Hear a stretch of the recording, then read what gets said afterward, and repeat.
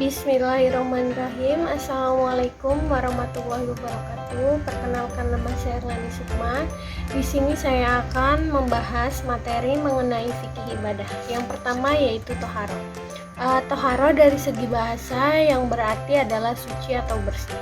Sementara menurut syariat artinya suci dari hadas dan najis. Maksudnya keadaan suci setelah kita berwudu, tayamum atau mandi wajib. Yang selanjutnya adalah wudu. Wudu adalah bersih dan indah. Dalam istilah syara, wudu diartikan membersihkan beberapa anggota badan dari hadas kecil sesuai dengan ketentuan yang telah ditetapkan dalam syara. Berwudu merupakan salah satu syarat sahnya sholat. Lalu sunnahnya wudu, yang pertama yaitu membaca niat.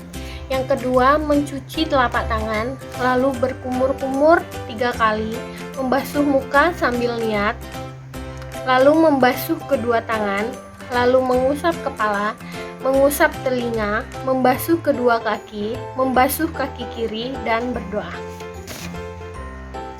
Selanjutnya, hal-hal yang membatalkan wudhu, yaitu yang pertama, keluar sesuatu dari dubur, hilangnya akal karena gila, pingsan, mabuk, dan tidur nyenyak, tersentuh kulit antara lawan jenis yaitu laki-laki dan perempuan yang bukan mahramnya dengan tidak memakai tutup, dan tersentuh kemaluan dengan telapak tangan atau jari-jarinya yang tidak memakai tutup.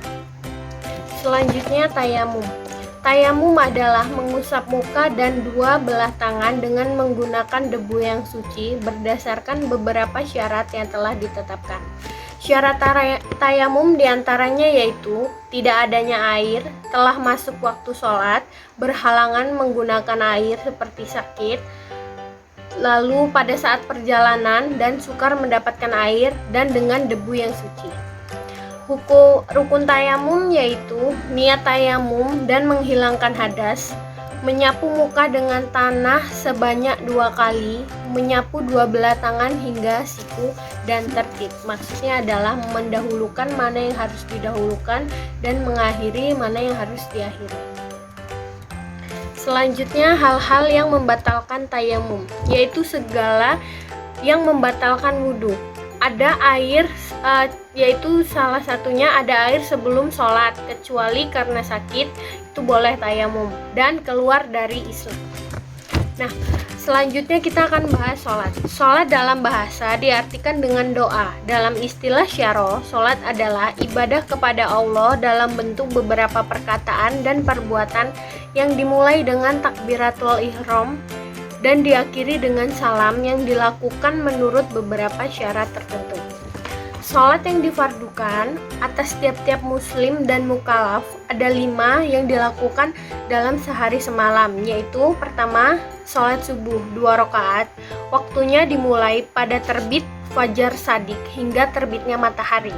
Yang kedua, sholat zuhur 4 rakaat, waktunya dikerjakan setelah tergelincir matahari sampai bayang-bayang sesuatu benda telah sama dengan panjang benda tersebut. Yang ketiga, sholat asar 4 rakaat, dikerjakan setelah waktu sholat zuhur habis sampai matahari terbenam di ufuk barat.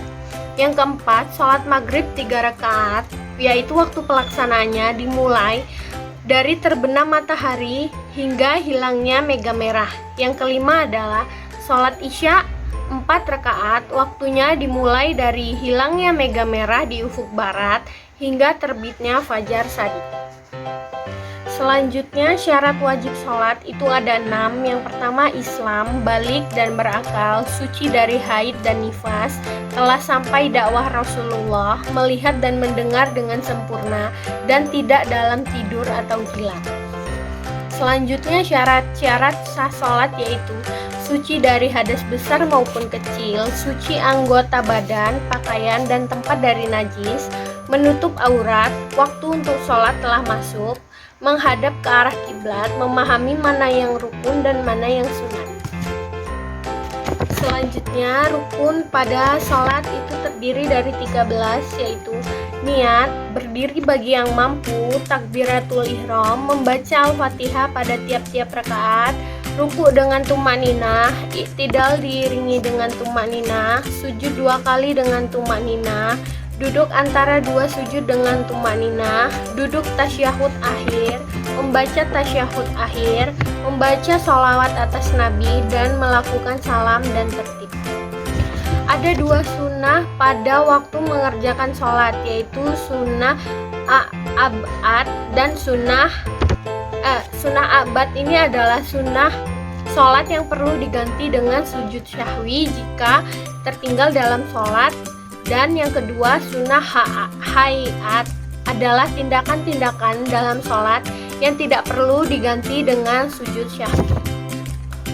Selanjutnya, sholat Jumat. Sholat Jumat yaitu sholat 2 rakaat yang dilaksanakan sesudah 2 khutbah pada hari Jumat di waktu zuhur.